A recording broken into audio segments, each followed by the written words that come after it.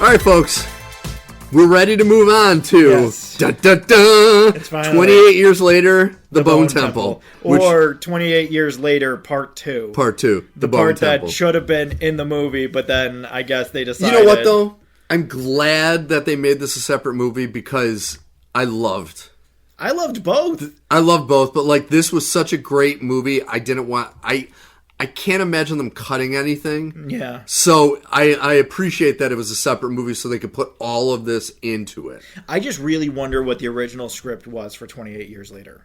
Because you can almost tell that these were one movie at one point. Yeah. And then at some point, the studio came out and they said, okay, hang on a second. We're going to cut this movie in half. And we're going to do this Well, as I one wonder if half. it was the studio or if Danny Boyle had just written a treatment that was so fucking long. They're like, we don't really want to cut anything. Can we just do like We'll just do multiple 2 movies? Yeah, and that's why they had the B director. Well, they're doing direct 3, this right? one.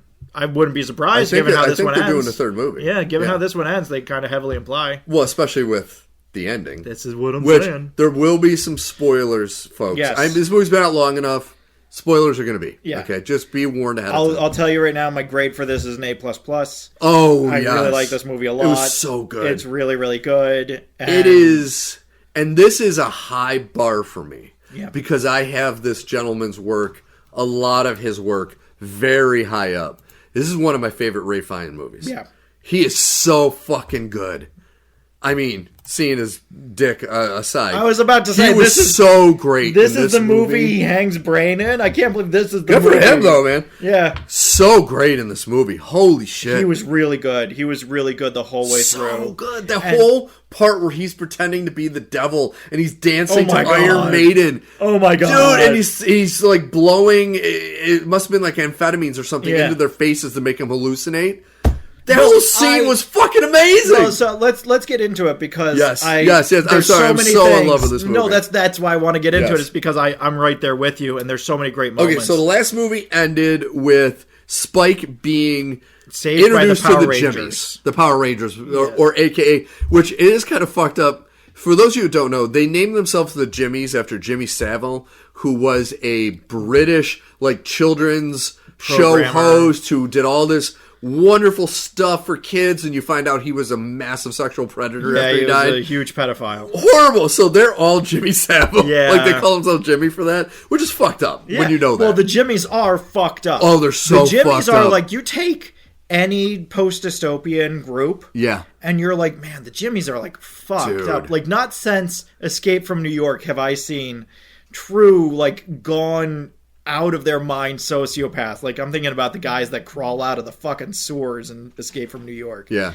Like, these guys are so far gone. And I gotta say, my new favorite actor is Jack O'Connell. Yeah. Because he was Remick in Sinners. Yeah. And he was Sir Jimmy Crystal, the lead of the Jimmies. Yeah. And he was so fucking good in this movie. And he did very similar things in both roles. Yes. He had this kind of nightmarish charm. Oh my God. Where like, so when it's so tough, the movie begins and we have Spike being initiated into the Jimmies. And so he's in a knife fight with another Jimmy, and whoever lives stays. Stays a Jimmy. Yeah. And so he gets initiated into the Jimmies. And then they find this farmhouse, and the carnage really begins. And that's some of the highest tension I felt in a while in a scene. Was just them watching the one Jimmy dance, and you're just like, oh my God, this is going to get so bad. And oh my God, this gets so bad. This gets so bad. If you're squeamish, do not watch anything that happens in the barn. Do not watch anything that happens in the barn if you're squeamish at all. Yeah, I'll say one thing. Skinning. Oh, so my God. You don't...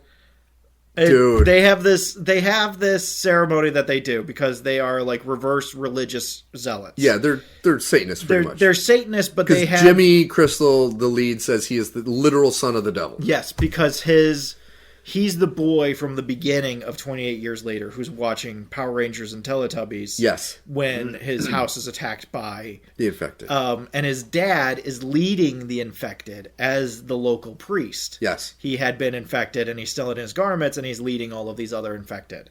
And so he believes he is the son of the devil. Yes. Brought to lead the infected to glory. And what I love is he really believes it. because when he interacts with Ray Fiennes for the first time, he legitimately asks him, "Are you my him?" dad?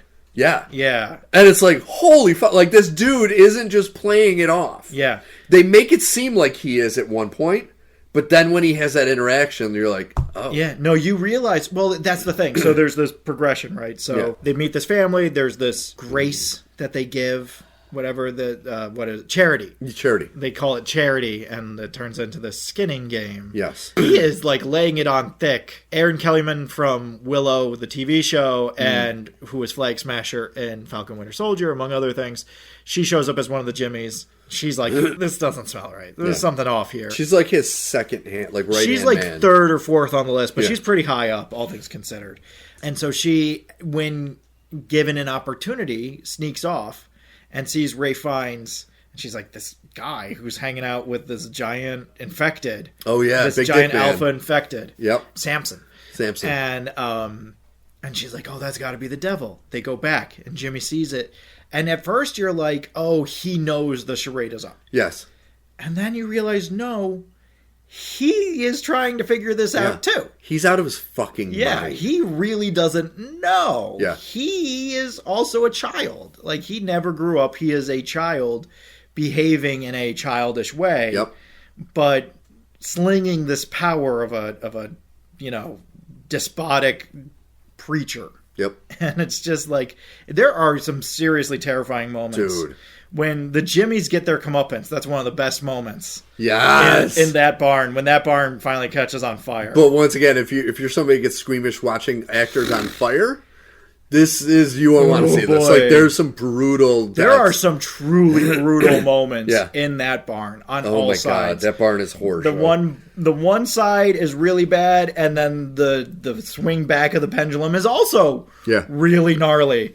But man, like that's this movie. Dude. I love that interspersed with all of this is just Ray Fiennes doing his thing with Samson and trying to figure out what's going on. And but what I love is the answer to the affected is getting them high. Maybe curing them. Just getting them high. He gets them high on opioids. Yeah.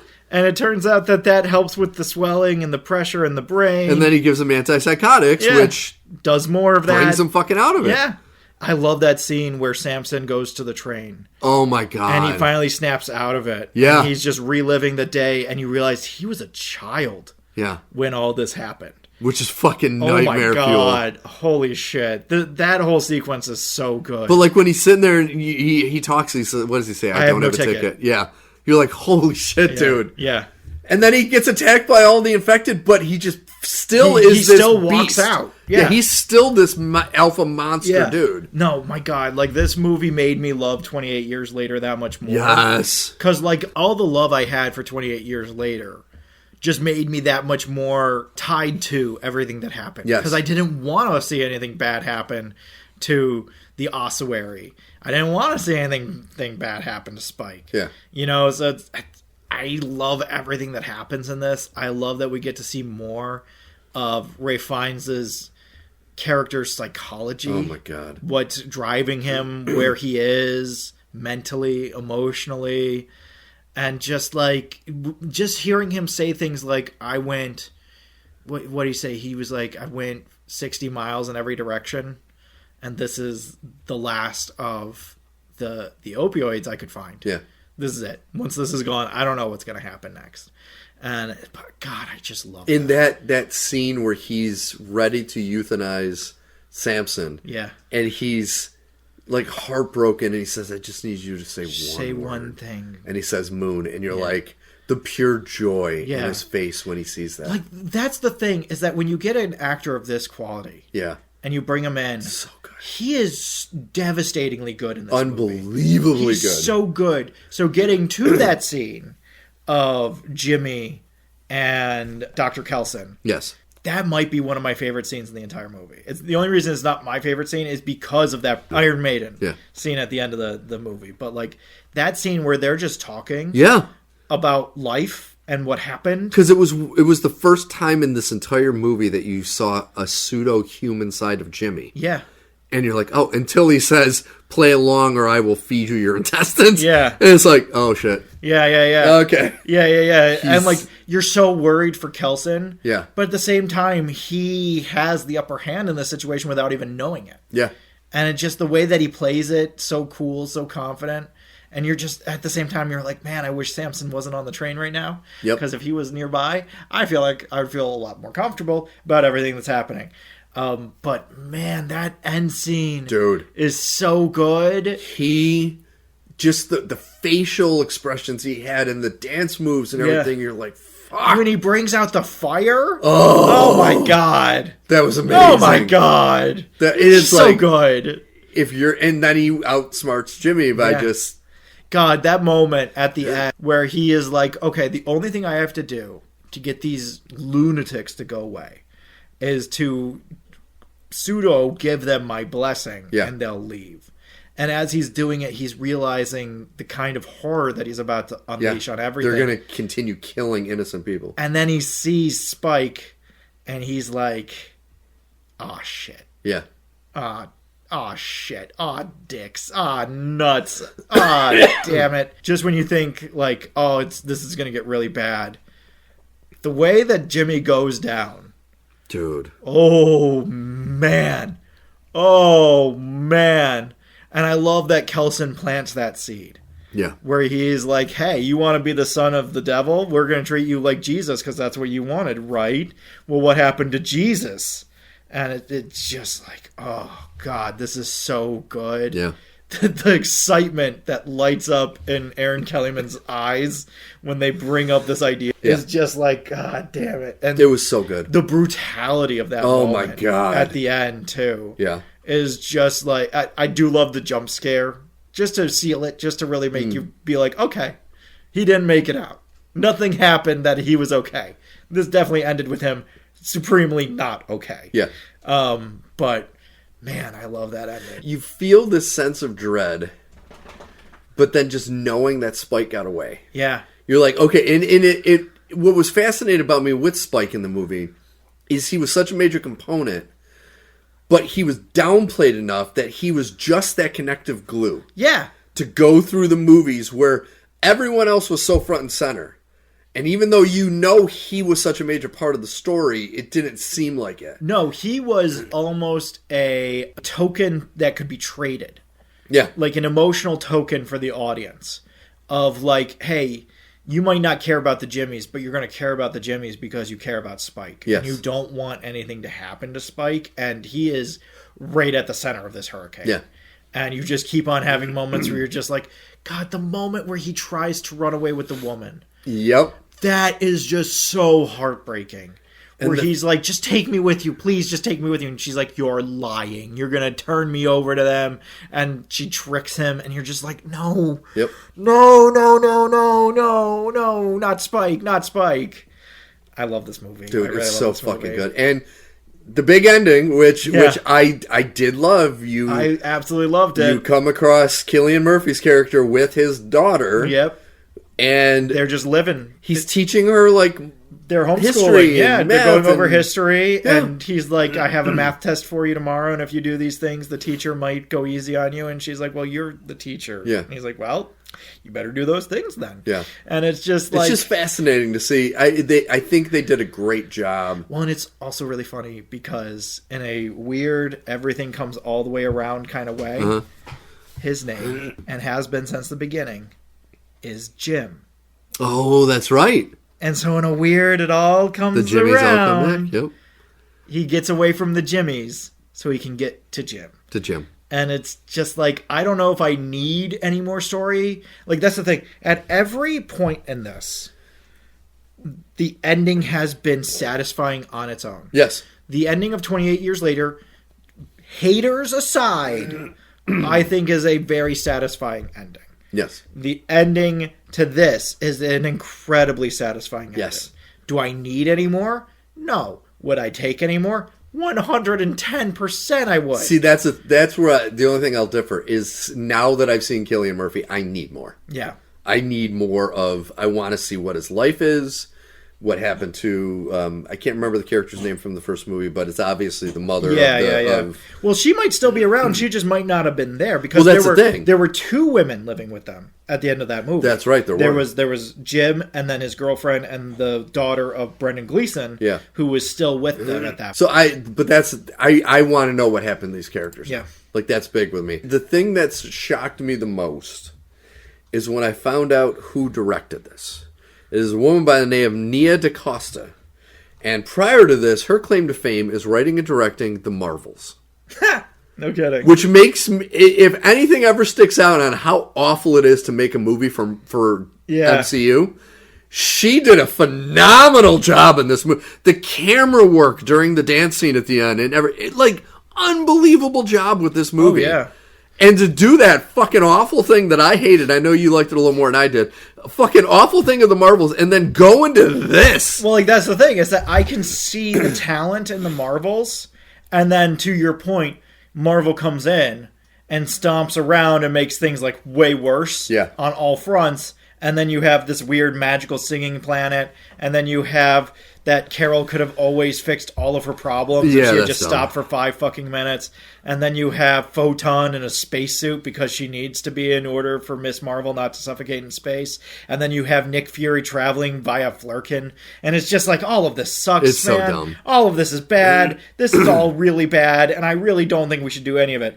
Whereas this doesn't run into those problems. Well, it's a movie like this that you can tell that she is an immensely talented artist, because when you take away all the money and it's like, all right, you have to do this. I mean, if I had to guess, I would say this is maybe like a $50 million movie. I can't imagine it being too much because there's not really a lot of settings therein. It's mainly outside and the costuming isn't crazy. And it's like, you're close, $63 million. $63 million, which is nothing. Yeah. Nowadays it's dog shit.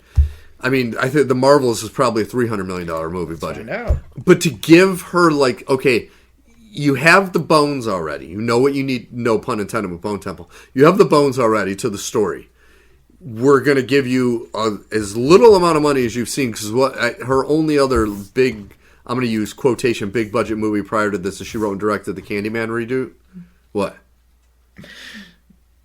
Bone Temple, $63 million. The budget for The Marvels, $220 million. That's insane. $220 million. So, like, she took a $63 million budget and made an art film. Like, this is a horror art film. Yeah. And it was fucking perfect. Yeah. I loved it. No, I absolutely love this movie. I thought that everything about it was exactly what I wanted, and none of the things that I was worried about really came through. Everything was very satisfying. Yep. There wasn't really any moment where I was like, oh, this is dragging a little bit. All of the tension holds. Oh, it all holds. And, like, even things that could be seen as, like, a cheap ploy for, like, grabbing the audience by the lapels of, like, oh, the woman that's trying to escape from the barn is pregnant. Yeah. So it's even worse than just, like, she's trying to escape. She's pregnant. And you're just like, okay. In some movies, this could be seen as overdoing it. Yes. You know, self-indulgent. But here, you're just like, oh, of course she is. Ah, oh, Jesus. Ah, oh, shit. Ah, oh, fuck. I really like this movie. I like this movie a lot. It was great. And I know we had our time of bashing the Oscars last week. Mm-hmm. This is going to be a situation where I cannot foresee. I mean, there's a lot of movies to watch this year. I don't know how someone will beat what Ray Fiennes did as like a best supporting actor in this movie. Yeah. Like every part of his performance in this was spectacular. Yeah. In every way.